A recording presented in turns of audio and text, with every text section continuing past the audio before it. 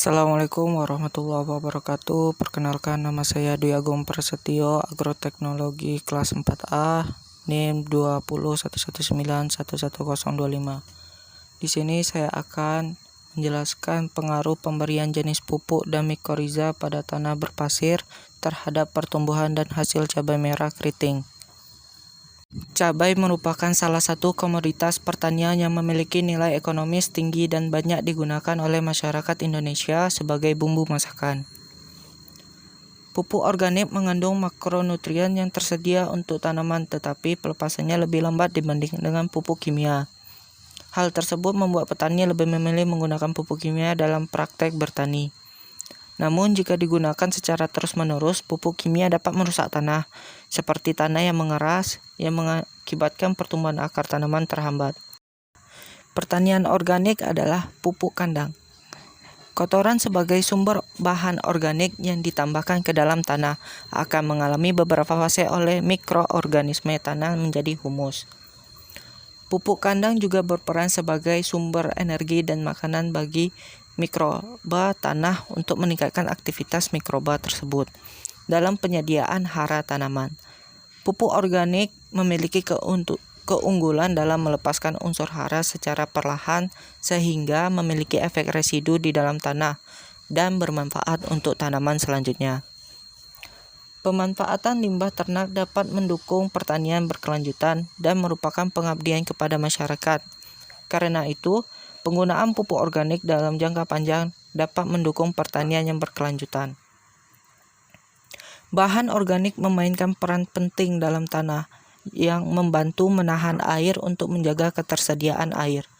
Bahan organik juga membantu menahan ion yang pada gilirannya meningkatkan kapasitas pertukaran kation, memberikan nutrisi terutama N, P, dan K. Setelah bahan organik benar-benar terurai, membantu tanah menjadi lebih gembur atau rapuh untuk meningkatkan aerasi tanah dan pengembangan sistem akar.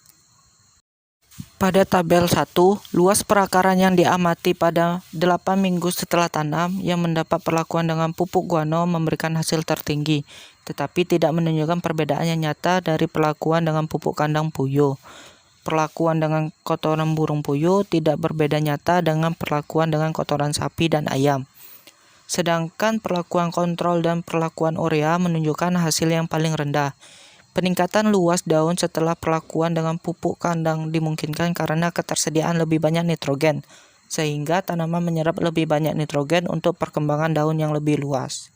Pada tabel 2, daun umur 8 minggu setelah tanam, perlakuan kotoran sapi, kotoran ayam, kotoran guano, kotoran burung puyuh, dan pupuk urea menunjukkan hasil yang berbeda dengan perlakuan tanpa penambahan pupuk. Pemberian pupuk kandang memberikan bobot kering daun lebih tinggi dibandingkan dengan kontrol. Pada tabel ketiga ini menjelaskan bahwa perlakuan pupuk kandang dan aplikasi mikoriza tidak menunjukkan adanya interaksi. Pada ketinggian tanaman umur 8 Wap, pemberian pupuk guano dan kotoran burung puyuh memberikan hasil yang paling tinggi, tetapi hasilnya tidak berbeda nyata dengan perlakuan dengan pupuk kandang sapi dan kotoran ayam.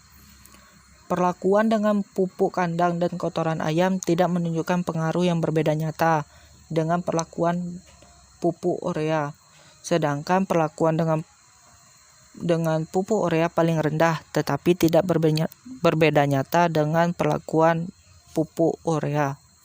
Selanjutnya, pada tabel 4, pengobatan mikoriza tidak berbeda nyata dengan pengobatan tanpa mikoriza.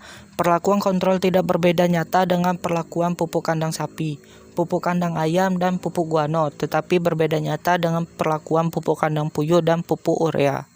Pada tabel 5 menunjukkan bahwa penambahan pupuk dapat meningkatkan produktivitas total cabai dibandingkan dengan kontrol dengan nilai produktivitas paling rendah, sedangkan pengobatan baik dengan mikoriza maupun tanpa mikoriza. Dari penjelasan di atas dapat disimpulkan bahwa yang pertama, pemberian pupuk guano dan puyuh memberikan pengaruh terbaik bagi pertumbuhan tanaman cabai. Namun penambahan semua jenis pupuk organik memberikan hasil yang lebih tinggi dibandingkan dengan kontrol. Pupuk organik dan urea memberikan hasil yang sama baiknya. Pemberian mikoriza memberikan pengaruh yang berbeda nyata terhadap bobot kering, diameter, dan panjang daun cabai. Dengan demikian, dapat disimpulkan bahwa pupuk organik dapat menggantikan peran pupuk kimia. Dan yang kedua, dapat kita simpulkan bahwa mikoriza dapat diaplikasikan ke dalam budidaya tanaman cabai merah keriting di lahan berpasir. Sekian, terima kasih. Wassalamualaikum warahmatullahi wabarakatuh.